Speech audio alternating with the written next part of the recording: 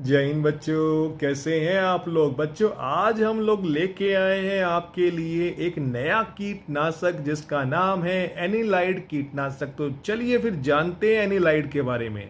Anilide कीटनाशक वर्ग या श्रेणी के अंतर्गत वो कार्बनिक पदार्थ आते हैं जिनमें N single bond C double bond O क्रियात्मक समूह पाए जाते हैं। बच्चों, ऐसे कार्बनिक पदार्थ जिनके अंदर ये वाला क्रियात्मक समूह आपको मिल रहा है, दिखाई दे रहा है, तो आप उस पदार्थ को आंख बंद कर एनिलाइड कह सकते हैं। हाँ जी, एनिलाइड को एनिलीन का एमाइड व्युत्पन्न भी कहा जाता है। बच्चों, आप जानते हैं CONH2, अगर यहाँ पे 2H लगा दें तो ये एमाइड बन जाएगा। तो जो एनिलाइड है उनको एनिलीन का एमाइड व्युत्पन्न यानी एनिलीन से बना हुआ एमाइड भी कहा जाता है, क्योंकि ये एमाइड से काफ़ी ज़्यादा समानता रखता है ये वाला क्रियात्मक समूह। क्लियर हुआ आपको। तो एनिलाइड है वो कौन होंगे, जिनके अंदर ये वाला क्रियात्मक समूह होगा। और ये क्रियात्मक समूह कहाँ से आता है सर? ये एनिलीन के एमाइड से बना हुआ क्रियात्मक समूह है। अब यहाँ पे कुछ लोगों को समस्या हो सकती है समझने में, तो वो दूर करने के लिए हमने यहाँ पे सामान्य संरचना ली है कि सर आपको यहाँ पे देखना है कि जो एनिलाइड की बात कर रहे हैं, तो देख लीजिए यहाँ पे। हाँ हाँ, देख लीजिए, ये जो आप देख रहे हैं कि यहाँ पे ये एनिलाइड है, एक सामान्य एनिलाइड है। सर कैसे पता चलेगा? तो भाई आप देखिए यहाँ पे N single bond C double bond और ये यहाँ पे आप देख रहे हैं कि ये वाला क्रियात्मक समूह आपको दिखाई दे रहा है।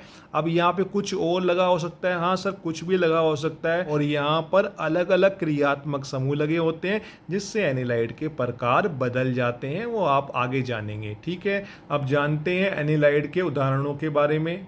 तो जो एनिलाइड के उदाहरण हमने यहाँ मुख्य उदाहरण लिए हैं वो लिए हैं एलाक्लोर, ब्यूटाक्लोर, एसीटोक्लोर, प्रोपाक्लोर, टर्बोक्लोर आदि। सर लंबी लिस्ट है एनिलाइडों के उदाहरणों की, लेकिन हमने यहाँ पे मुख्य ही लिए हैं जो आपके एग्जाम के लिए इम्पोर्टेंट बनते हैं।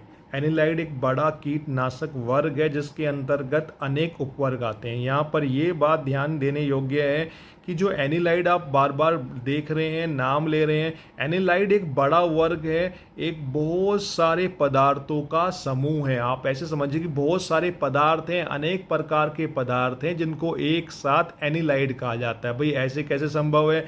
तो देखिए, मैंने आपको बताया कि यहाँ पर क्रियात्मक समूह बदलते रहेंगे और एनिलाइड का प्रकार भी बदलता रहेगा, है ना जी। तो ये आपको ध्यान रखना है कि एक बड़ा वर्ग है जिसके अंतर्गत अनेक प्रकार के कार्बनिक पदार्थ आते हैं।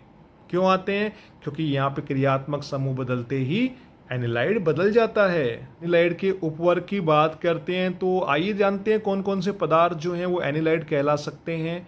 तो aryl alanine, chloro acetanilide, sulfonanilide, benzamide, chloro acetamide, एंजोलिल कार्बोक्सामाइड। सर इसके अलावा भी लिस्ट काफ़ी लंबी है, तो काफ़ी संक्षेप में आपको बताने का प्रयास किया कि ये सारे पदार्थों को आप एक साथ एनिलाइड भी कह सकते हैं।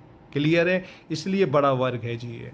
अब यहाँ पे आप देख रहे हैं एलाक्लोर और ब्यूटाक्लोर लिखा हुआ है। भाई क्यों लिखा हुआ है? क्योंकि ये दो उदाहरण हैं एनिलाइड के जो परीक्षा में पूछे जाते हैं, इसीलिए हमने इनको निकाल के बाहर रख लिया है।